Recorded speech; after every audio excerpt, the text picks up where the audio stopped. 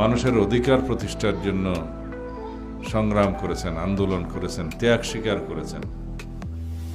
তার সন্তান হারিয়েছেন, স্বামী হারিয়েছেন, সবকিছু হারিয়েছেন, কিন্তু পেয়েছেন এই দেশের মানুষের ভালোবাসা, আস্থা।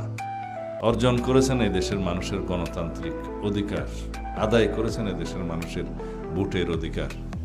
এদেশের মানুষের স্বাধীনভাবে সার্বভৌমত্ব বজায় রেখে এই বাংলাদেশের ভূখণ্ডকে সারা পৃথিবীর সামনে মর্যাদাকর অবস্থানে নিয়ে যাওয়ার তার যে আকাঙ্ক্ষা, সেটা পূর্ণ করেছেন। আমরা সবাই যতদিন বেঁচে থাকব, ইনশাআল্লাহ তার এই ত্যাগকে স্বীকার করব, মূল্যায়ন করব।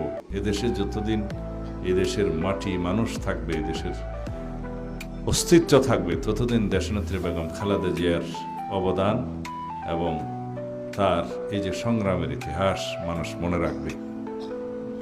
এদেশের স্বাধীনতা, সার্বভৌমত্ব, গণতন্ত্র তার এই সংগ্রামের ফলে সুদৃঢ় হয়েছে।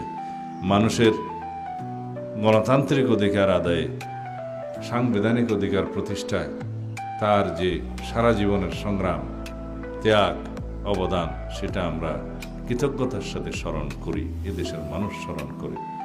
তাই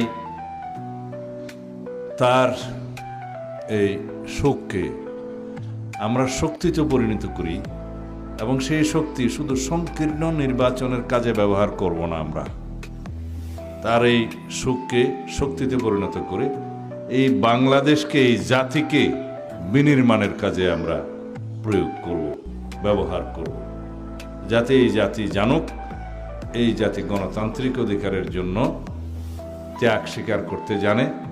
এই জাতি করদ রাজ্য হওয়ার জন্য নির্মিত হয় নাই, সৃষ্টি হয় নাই। শহীদ রাষ্ট্রপতি জিয়াউর রহমান এই দেশের স্বাধীনতার ঘোষণা করেছিলেন, স্বাধীনতার জন্য যুদ্ধ করেছেন, এদেশের স্বাধীনতা অর্জন করেছেন। লক্ষ প্রাণের বিনিময়ে এদেশের স্বাধীনতা অর্জিত হয়েছে। সেই স্বাধীনতা যখন হুমকির মুখে পড়েছিল, এই শহীদ রাষ্ট্রপতি জিয়াউর রহমান আবার এদেশের সিপাহী জনতার অভ্যুত্থানের মধ্য দিয়ে এই দেশের স্বাধীনতাকে রক্ষা করেছে, গণতন্ত্রকে রক্ষা করেছে। আওয়ামী লীগ বাকশাল সৃষ্টির মধ্য দিয়ে এদেশে একদলীয় শাসন ব্যবস্থা যে প্রতিষ্ঠা করেছিল, সেই বাকশালকে তিনি বিলুপ্ত করেছেন। বহুদলীয় রাজনীতির গণতান্ত্রিক চর্চা শুরু করেছেন সাংবিধানিকভাবে। এদেশের শতকরা 92% মানুষের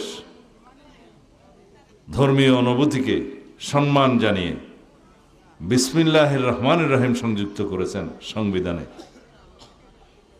মহান আল্লাহর উপর আস্থা এবং বিশ্বাসকে রাষ্ট্র পরিচালনার মূলনীতি হিসেবে ঘোষণা করে সংবিধানে স্থান দিয়ে